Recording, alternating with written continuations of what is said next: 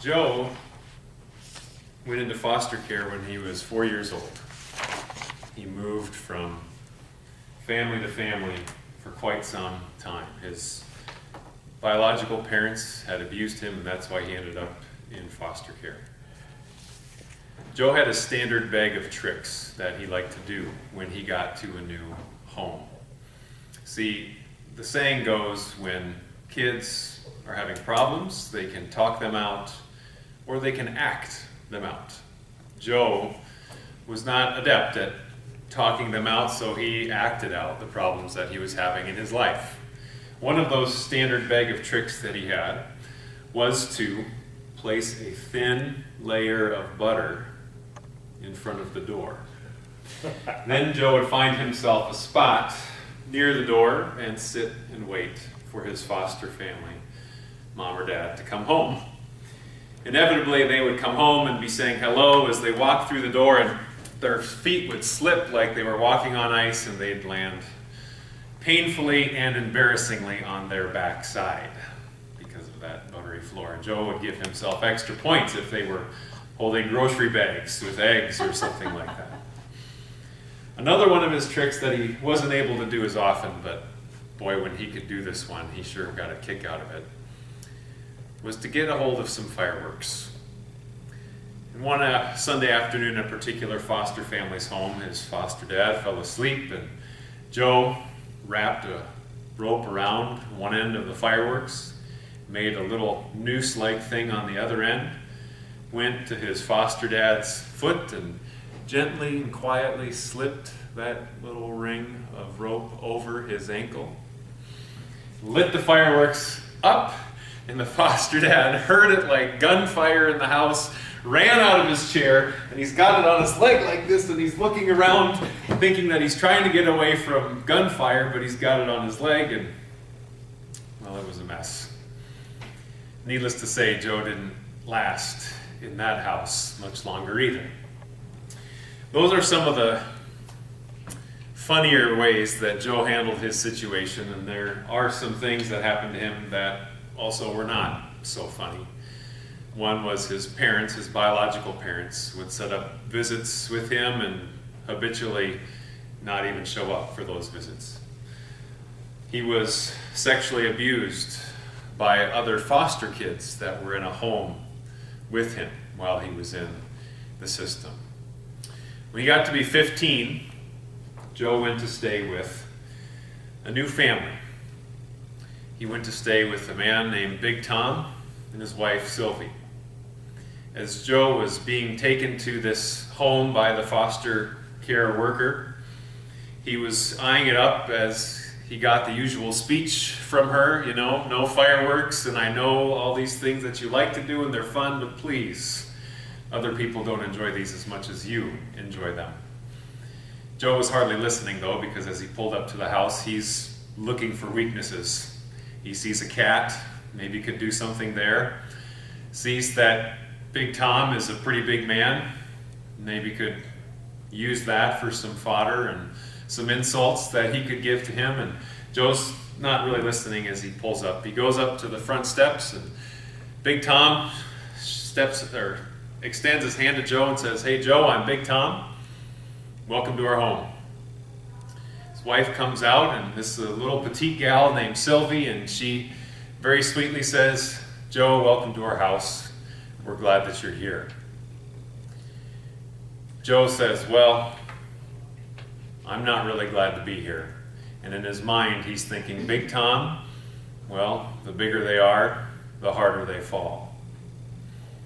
Joe ended up staying with Big Tom and Sylvie longer than he'd ever stayed at another house. 2 years.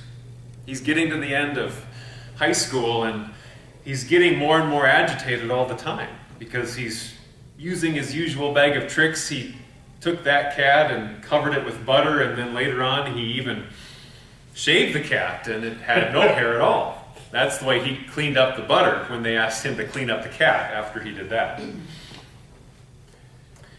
And this is getting to Joe because while Big Tom and Sylvie aren't exactly enjoying his antics, at the same time, it doesn't seem to get to them. that makes him even more frustrated. Well, Joe, because he had been there for a while, actually developed some friends at his school, though they maybe weren't the friends that were good for Joe. And one night they were at a party drinking, and Joe decided to drive his friend's car home. Two mistakes he made that evening. The first one was that he was going 90 miles an hour. Well, three mistakes. That was the first one. The second one is that he had had too much to drink. And the third one was that he was driving with a suspended license. Thankfully for Joe, he flew 90 miles an hour right by a police officer. That police officer pulled him over, and Joe went to jail. Well, who do you think he called when he was in jail? Big Tom. Called Big Tom. There was silence on the end of the line for a while because Joe didn't really know what to say. And Big Tom said, "Joe, just tell me what's going on." Joe said, "Well, I'm in jail and I need you to come bail me out." Big Tom said, "I'd be happy to do that, Joe, but I'm going to wait till the morning." We hung up. Big Tom went, just as he promised, and picked up Joe the next morning from jail. And on the way home, he was silent. Not a word said the whole car ride. After they got out of the car, they were walking to the house. Joe turns over to Big Tom and says, "I don't get it. I'm in jail. I've done all this other stuff to you and to your wife, and you guys just keep me around.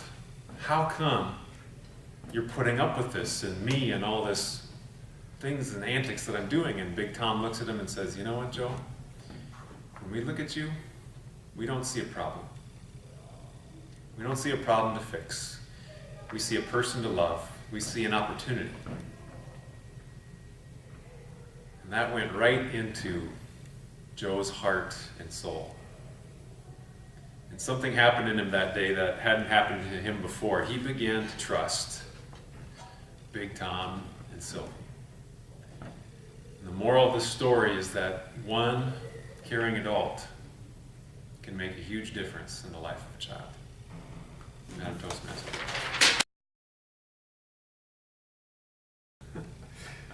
You chose a story that was going to immediately grab our attention. You gave us some very vivid characters. You gave us a good situation. You gave us conflict. And you told us some of the things that Joe would do. Then he got down to Joe and Big Tom. And you were saying nothing was working. He was trying to get in trouble and wasn't. What's going on? Finally, he gets thrown in jail, and then you get to your moral of the story and actually a twist to the story.